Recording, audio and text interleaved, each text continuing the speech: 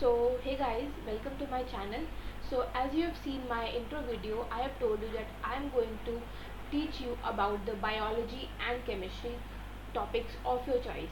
So in today's video, I am going to discuss about the topic digestive glands, that is in the chapter of digestion, that is human physiology in class 11, that will help you in your NEET preparation. So we will going to start our first topic, digestive gland. So digestive gland. The digestive gland associated with the alimentary canal are three, that is salivary gland, the liver and the pancreas. Clear? So we'll read about the first digestive gland, that is salivary gland. Clear? So saliva is secreted. Saliva is mainly produced by three pair of salivary gland. We have three pair of salivary gland in our buccal cavity. Clear? We have three pair of salivary gland and these salivary gland secrete saliva. ठीक है, और इन salivary glands की location क्या क्या है? Parotid, that is चीक, जो हमारे कान के आगे, ये वाली लोकेशन होती है पैरोटिड की. क्लियर? ये हमारा फर्स्ट सलाइवरी ग्लैंड है. उसके बाद क्या है? सब मैक्सिलरी और सब mandibular, that is lower jaw. Mandible क्या होता है? हमारा नीचे वाला जॉ होता है. मैंडिबल होता है नीचे वाला जॉ. सब मतलब उसके नीचे. तो हमारा कहाँ पे होता है सलाइवरी ग्लैंड? इस जगह पे होता है, सब मैंडिबुलर. क्लियर? फिर हमारा थर्ड कहाँ पे है? थर्ड हमारा है सबलिंगुअल. सबलिंगुअल मतलब लिंगुआ क्या होता है? Lingua is tongue. सबलिंगुअल मतलब टंग के नीचे. एक होता है हमारा टंग के नीचे सलाइवरी ग्लैंड. क्लियर इतनी बात? एक हमारा होता है, एक दो तीन, हमारे पास क्या है? तीन सलाइवरी ग्लैंड है और तीन पेयर ऑफ सलाइवरी ग्लैंड. हमारे पास तीन पेयर ऑफ सलाइवरी ग्लैंड है, दैट इज पैरोटिड. कहाँ पे होते हैं? ये चीक पर होते हैं. और क्या हमारे पास? सब मैक्सिलरी. और क्या हमारे पास? सब मैक्सिलरी है.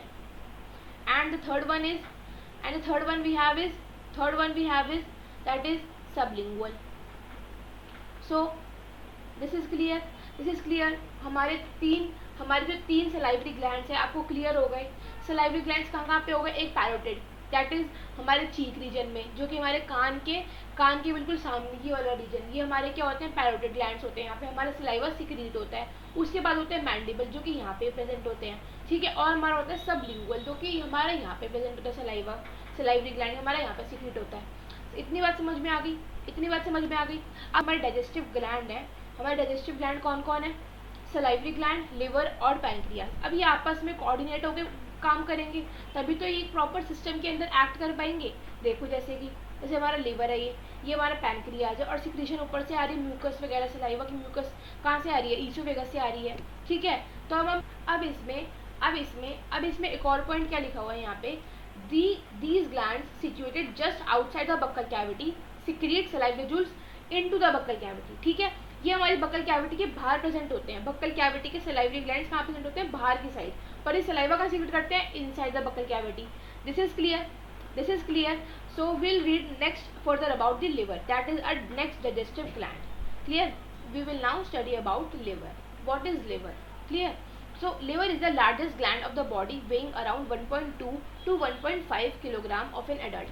मतलब लिवर का वेट कितना होता है? लिवर का वेट होता है 1.2 kg to 1.5 kg in an adult human. कितना वेट होता है लिवर का? लिवर का होता है इतना वेट. ठीक है? ये हमारा लार्जेस्ट ग्लैंड है, क्योंकि इतना भारी है, इतना वेट है इसका. इतना वेट किसी भी ग्लैंड का नहीं होता. ठीक है? नेक्स्ट क्या लिखा हुआ है? It is situated in the abdominal cavity. ये हमारी एब्डोमिन में होता है, below the thorax and in the abdominal cavity. ठीक है? नेक्स्ट क्या लिखा हुआ है? Just below the diaphragm and has 2 lobes. हमारे थोरैक्स होता है ऊपर, सबसे ऊपर हमारा थोरैक्स, फिर हमारी एब्डोमिनल कैविटी. थोरैक्स के अंदर क्या होता है? हमारा रिब केज होता है. फिर हमारा डायफ्राम होता है. डायफ्राम के नीचे जैसे हमारा एब्डोमिन स्टार्ट होता है, एब्डोमिनल रीजन स्टार्ट होता है, वहाँ पे हमारा लिवर होता है. तो क्या बोला? डायफ्राम के जस्ट नीचे हमारा लिवर होता है. ठीक है? अब लिवर के क्या होते हैं? 2 लोब्स होते हैं. लिवर के हमारे 2 लोब्स होते हैं. ये देखो, आपको इस वाले डायग्राम में आपको लोब्स दिख रहे हैं 2. 1 lobe is this and 1 lobe is this. This is the 2 lobes of the liver. Clear? अब क्या लिखा हुआ है? The hepatic lobules are the structural and functional unit of liver. अब हमारे हेपेटिक लोब्यूल्स होते हैं, वो स्ट्रक्चरल और फंक्शनल यूनिट होते हैं हमारे लिवर के. Hepatic lobules. ठीक है? हेपेटिक सेल्स होते हैं. वैसे सेल्स होते हैं, सेल्स क्या बोलते हैं? हम सेल को क्या बोलते हैं? स्ट्रक्चरल और फंक्शनल यूनिट. जैसे नर्व सेल हो गया, उसको हम बोलते हैं structural and functional unit. But in the case of liver, the structural and functional unit is going to be hepatic lobule. This is clear. This is clear. You are going to do this mistake in your exam, that if the question will be asked what is the structural and functional unit and the option will be given as hepatic lobule, hepatic cells, you all going to take the answer that is hepatic cells, but the correct answer is hepatic lobules. This is clear. This is clear. You going to remember this. Next is written hepatic cells arranged in the form of cords. Hepatic cells are arrange in the form of cords. Cords के form में ये arrange रहते हैं. Chords के form में जब हम किसी लिवर को ट्रांसवर्स सेक्शन में कट करेंगे, we'll see the hepatic cells are arrange in the form of cords. Hepatic cells arrange in the form of cords and then they secrete the hepatic juice. ठीक है, hepatic juice. देखो हमारा एक cord होता है, ये एक कॉर्ड की फॉर्म में अरेंज रहते हैं. कौन? Hepatic sales. ये हमारा लॉब्यूल है, ये हमारा लॉब्यूल है, ये देखो. ठीक है, ये हमारा एक लॉब्यूल है और ये हमारा दूसरा लॉब्यूल है. ठीक है, ये हमारा दूसरा लॉब्यूल है. अब इसके अंदर हमारे कॉर्ड्स की तरह अरेंज रहते हैं. कॉर्ड्स की तरह अरेंज रहते हैं. हेपेटिक जूस इनमें से निकलता है. ठीक है, ये हमारा अरेंजमेंट क्या है? हेपेटिक कॉर्ड्स की फॉर्म में अरेंज है. ठीक है, ये कॉर्ड्स की फॉर्म में अरेंज है. इसके बाद क्या लिखा हुआ है? Each lobule is covered by a thin connective tissue sheet called the Glisson's capsule. अब ये वन लॉब्यूल हो गया, ये सेकंड लॉब्यूल हो गया. अब क्या बोला है कि हमारे जो लॉब्यूल्स हैं वो एक शीट, कनेक्टिव टिश्यू शीट, इसको क्या बोलते हैं? ग्लिसन्स कैप्सूल से कवर होते हैं. ठीक है, ये एक प्रोटेक्टिंग कवरिंग है हमारे लिवर को बचा के रखने के लिए. ठीक है, ये किसकी बनी होती है? Thin connective tissue sheet. ठीक है, इसका नाम क्या होता है? Glisson's capsule. इसकी कवरिंग का नाम क्या होता है? कवरिंग का नाम होता है Glisson's capsule. This is clear to you? समझ में आ गई इतनी बात? नेक्स्ट पढ़ते हैं. नेक्स्ट पॉइंट क्या लिखा हुआ है? The bile secreted by the hepatic sales passes through the hepatic ducts. अब देखो, हेपेटिक सेल्स हो गए हमारे लिवर के अंदर. हेपेटिक सेल्स हो गए, ये क्या करते हैं? सेल जूस सिक्रीट करते हैं. क्या जूस सिक्रीट करते हैं? हेपेटिक जूस सिक्रीट करते हैं. ठीक है, हेपेटिक जूस सिक्रीट करते हैं. इतनी बात समझ में आ गई? अब क्या लिखा हुआ है? क्या लिखा हुआ है? The bile secreted by the hepatic sales passes through the hepatic duct. Hepatic juice का नाम क्या होता है? क्या लिखा हुआ है? बाइल. हेपेटिक जूस का नाम क्या होता है? बाइल. ये क्या सिक्रीट करते हैं? बाइल. ठीक है, इतनी बात समझ में आ गई? इतनी बात समझ में आ गई. अभी पास किससे करते हैं? यहाँ पे होता है डक्ट. लिवर का हमारा डक्ट होता है, जिसको लिवर का डक्ट क्या बोलते हैं? लिवर को हम किससे कनेक्ट करते हैं? हेपेटिक से. अगर कहीं हेपेटिक लिखा होगा तो अब उसको आप क्या कनेक्ट करोगे? उसको आप डायरेक्टली कनेक्ट करोगे लिवर से. ठीक है, तो अब अगर लिवर से कोई डक्ट निकल रहा है तो उसको क्या नाम देंगे हम? उसको नाम देंगे हम हेपेटिक डक्ट. इतनी बात समझ में आ गई? इतनी बात समझ में आ गई? अब जूस निकला, बाइल निकला हेपेटिक सेल से होके आया हेपेटिक डक्ट में. इतनी बात समझ में आ गई हमको? ठीक है, and stored and concentrated in a thin muscular sac called the gall bladder. अब एक नया ऑर्गन आता है, क्या नाम है उसका? Gall bladder. गॉल ब्लैडर दिखता कैसा है? Thin muscular sac. थिन होता है, थिन शीट कवरिंग होती है उसकी, मस्कुलर होता है और एक सैक की तरह लगता है, मतलब एक छोटी सी पाउच की तरह लगता है. ठीक है, उसके अंदर क्या हुआ? हमारा हेपेटिक डक्ट में से वो गया और गॉल ब्लैडर में जाके स्टोर हो गया. कौन स्टोर हो गया? हमारा बाइल. बाइल कहाँ गया? हेपेटिक सेल से निकला और कहाँ चला गया? गॉल ब्लैडर में चला गया. इतनी बात समझ में आ गई? इतनी बात समझ में आ गई? जूस कहाँ से निकला? जूस निकला हमारा हेपेटिक सेल से. हेपेटिक सेल से क्या निकला? हमारा बाइल निकला. बाइल कहाँ से चला बाइल हेपेटिक डक्ट से चला. हेपेटिक डक्ट में चला और कहाँ पे आके रुक गया? गॉल ब्लैडर के अंदर. इतनी बात समझ में आ गई? देखो इसका पाथवे बना लो आप. इसका पाथवे समझो. क्या है? हेपेटिक सेल ने क्या रिलीज किया? बाइल. ठीक है, बाइल रिलीज किया. बाइल कहाँ से चला? बाइल चला हेपेटिक डक्ट से. It is clear? बहुत सारे सेल्स ने सिक्रीट किया बाइल. ठीक है, बाइल बनता हुआ कहाँ गया? बाइल कौन से पाइप से होते हुए गया? हेपेटिक डक्ट से. ठीक है, हेपेटिक डक्ट से चला और फिर कहाँ पे इकट्ठा हो गया? आके गॉल ब्लैडर में. इतनी बात समझ में आ गई? इतनी बात समझ में आ गई बच्चों? ठीक है, अब देखते हैं आगे. तो अब देखो आगे क्या लिखा हुआ है. हमको पता चल गया कि भाई गॉल ब्लैडर तक हमारा जूस आ गया. गॉल ब्लैडर में हमारा बाइल आके स्टोर हो गया. ठीक है, बाइल स्टोर्ड. ठीक है, बाइल कहाँ पे स्टोर हो गया? हमारा गॉल ब्लैडर में स्टोर हो गया. अब आगे की कहानी सुनते हैं. आगे क्या कहानी लिखी हुई है? The duct of gall bladder along with the duct of gall bladder. Gall bladder का डक्ट को क्या बोला? Cystic duct. ठीक है, हमारा अब गॉल ब्लैडर का भी एक डक्ट है. ठीक है, इतनी बात समझ में आ गई, इतनी बात समझ में आ गई। चलो, the cystic duct along with the hepatic duct, the cystic duct along with the hepatic duct मतलब गॉल ब्लैडर का डक्ट और लिवर का duct forms a common bile duct. इतनी बात समझ में आ गई। देखो देखो तुमको यहाँ पे डायग्राम बना के दिखाती हूँ। डायग्राम देखो, हमारा डायग्राम देखो, ये हमारा लीवर है, ठीक है, ये हमारा उसका सेकंड लोब हो गया, ये हमारा सेकंड लोब हो गया लीवर का, ठीक है। अब देखो यहाँ से हमारा क्या निकला, यहाँ से हमारा इसका नाम क्या है, हमारा हेपेटिक डक्ट, क्योंकि ये लिवर से निकल रहा है, ठीक है। अब लिवर से हेपेटिक डक्ट निकल रहा है, क्या लेके आया, बाइल लेके आया। कहाँ पे स्टोर हुआ, गॉल ब्लैडर में स्टोर हुआ, ठीक है। कहाँ स्टोर हुआ, गॉल ब्लैडर में स्टोर हुआ। ये क्या है, गॉल ब्लैडर।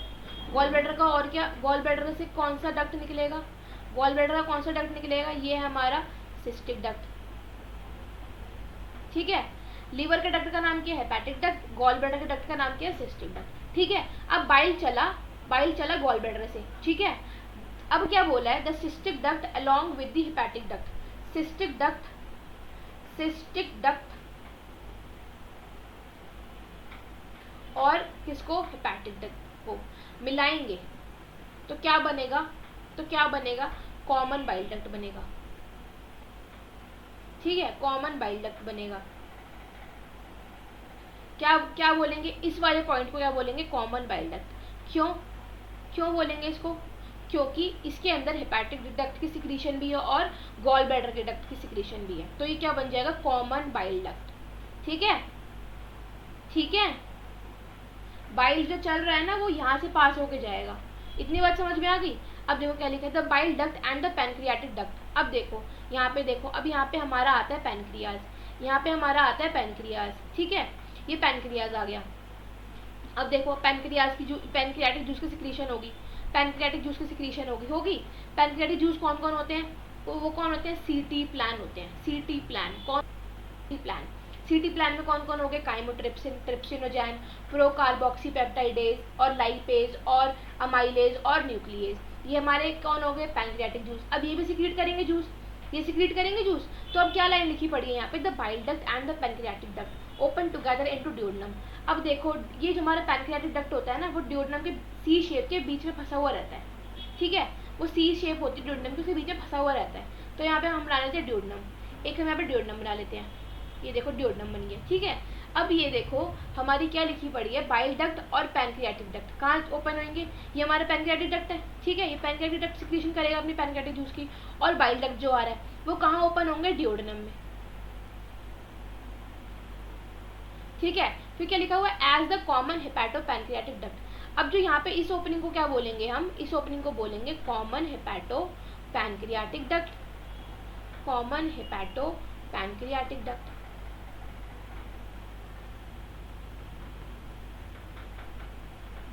ठीक है। इतनी बात समझ में आ गई, which is guarded by a sphincter called sphincter of ODI.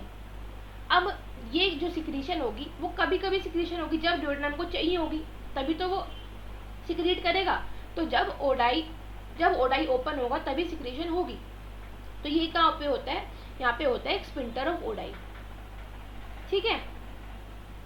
जैसे ड्यूडेनम को जूस की जरूरत पड़ेगी, स्पिंटर खुल जाएगा और हमारी सिक्रीशन आ जाएगी, ठीक है। अगर हमको जरूरत नहीं होगी ड्यूडेनम को तो स्पिंटर बंद रहेगा। इतनी बात समझ में आ गई, इतनी बात समझ में आ गई। इसको हम समझते हैं डायग्राम से, इसको हम समझते हैं डायग्राम से, ठीक है। चलो पहले हम एक बार इसकी रिवीजन कर लेते हैं, रिवीजन सुनो, क्या रिवीजन है, ये हमारा लीवर है, लीवर के दो लॉब्यूल्स हैं, ठीक है, एक दो लॉब्यूल्स हो गए, ठीक है। अब हमारा जूस निकला, कहाँ से जूस निकला, हमारे हेपेटिक सेल से, हेपेटिक सेल से जूस निकला और कहाँ पे आया, हेपेटिक डक्ट में, हेपेटिक डक्ट में आते आते कहाँ स्टोर हो गया, गॉल ब्लैडर में, गॉल ब्लैडर में स्टोर हो गया, ठीक है। अब ये जूस हेपेटिक डक्ट से जो जूस आ रहा था और गॉल ब्लैडर का juice, that is cystic duct, इन दोनों को कंबाइन करके क्या बोलते हैं, कॉमन बाइल डक्ट, इन दोनों को कंबाइन करके क्या बोलते हैं, कॉमन बाइल डक्ट, ठीक है। अब कॉमन बाइल डक्ट नीचे नीचे जूस लेकर आता है, ठीक है, फिर उनको मिलता है पैनक्रियाज। अब पैनक्रियाज की भी कुछ सिक्रीशन होती है, ठीक है। तो ये हेपेटिक डक्ट और हमारा पैनक्रियाटिक डक्ट मिलके क्या बनाते हैं, कॉमन हेपेटो पैनक्रियाटिक डक्ट। इतनी बात समझ में आ गई।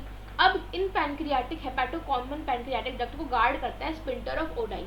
जब ड्यूडेनम को जरूरत पड़ती है तो ये स्पिंटर ऑफ ओडाई खुल जाता है, जब ड्यूडेनम को जरूरत नहीं पड़ती जूस की तो ये स्पिंटर बंद हो जाता है, ठीक है। इतनी बात समझ में आ गई।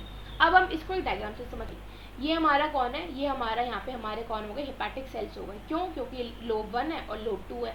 हेपेटिक सेल्स ने क्या करा, हेपेटिक सेल्स ने जूस सिक्रीट करा। जूस कहाँ से आया, जूस कहाँ से आया, हेपेटिक डक्ट से। ठीक है, हेपेटिक डक्ट से आता आता वो कहाँ चला गया, अपना गॉल ब्लैडर के अंदर। गॉल ब्लैडर ने अपनी सिक्रीशन करी। गॉल ब्लैडर का जूस और हेपेटिक जूस निकल के कहाँ से आए, सिस्टिक डक्ट से होते होते कहाँ पे आए, कॉमन बाइल डक्ट में। ठीक है, कॉमन बाइल डक्ट में जब वो चल रहे हैं तो उनको पैनक्रियाज मिला। अब पैनक्रियाज भी तो अपनी सिक्रीशन देगा, तो कॉमन बाइल डक्ट और पैनक्रियाटिक डक्ट को मिला के क्या बना, कॉमन हेपेटो पैनक्रियाटिक डक्ट। ठीक है, अब जब जब डिओड्रेनम को जरूरत पड़ेगी, देखो सी शेप है ना, ये सी शेप डिओड्रेनम है, इसके बीच में पैनक्रियाज है। दिख गया सी शेप डिओड्रेनम के बीच में पैनक्रियाज फंसा हुआ रहता है। तो हमको जब जब हेपेटिक कॉमन बाइल डक्ट और पैनक्रियाटिक डक्ट को मिलाकर हमको क्या मिला, कॉमन हेपेटो पैनक्रियाटिक डक्ट। ठीक है, इतनी बात समझ में आ गई। अब डिओड्रेनम को जब जब जूस चाहिए होगा, जब जब उसको जूस की जरूरत नीड होगी, तब तक स्पिंटर ऑफ ओडाई खुल जाएगा, और जब जब उसको नीड नहीं होगी तो स्पिंटर ऑफ ओडाई बंद हो जाएगा। इतनी बात समझ में आ गई, डायग्राम से में आ गया, हमको डायग्राम समझ में आ गया। देखो डायग्राम में क्या लिखा हुआ है, ये हमारा लीवर है, ठीक है, ये हमारे लीवर के लोब हो गए, लोब 1 और लोब 2। हेपेटिक सेल्स है, हेपेटिक सेल्स ने जूस सिक्रीट करा, जूस चला हेपेटिक डक्ट में आया, हेपेटिक डक्ट में आते आते वो कहाँ चला गया, गॉल ब्लैडर के अंदर। अब गॉल ब्लैडर का डक्ट और hepatic duct, that is cystic duct और हेपेटिक डक्ट मिलके क्या बनाते हैं, कॉमन बाइल डक्ट बना लिया इन्होंने। ठीक है, अब कॉमन बाइल डक्ट नीचे आया, नीचे उसको मिला पैनक्रियाज, ये हमारा पैनक्रियाज है। कॉमन बाइल डक्ट और पैनक्रियाज मिलके क्या बनाएंगे, क्या मिलाएंगे, कॉमन बाइल डक्ट और पैनक्रियाज मिलके क्या बनाएंगे, कॉमन हेपेटो पैनक्रियाटिक डक्ट बना देंगे कॉमन हेपेटो पैनक्रियाटिक डक्ट। ठीक है, और इसको गार्ड कौन करता है, इसको गार्ड करता है स्पिंटर ऑफ ओडाई। इसको गार्ड कौन करता है, स्पिंटर ऑफ ओडाई। ठीक है, अब जब जब डिओड्रेनम को जरूरत होगी जूस की, तब तक स्पिंटर ऑफ ओडाई खुल जाएगा और सिक्रीशन आ जाएगी डिओड्रेनम के अंदर। जब जब उसको सिक्रीशन की जरूरत नहीं है डिओड्रेनम को, तो स्पिंटर ऑफ ओडाई बंद रहेगा, सिक्रीशन सारी यहीं पे कलेक्ट होती रहेगी। ठीक है, बात समझ में आ गई। बात हमको लीवर की मैकेनिज्म क्लियर हो गया कि जूस कहाँ कहाँ ट्रांसफर होता है और कहाँ कहाँ ट्रांसफर नहीं होता। ठीक है, चलो अब आगे चलते हैं, अब हम चलते हैं आगे। चलो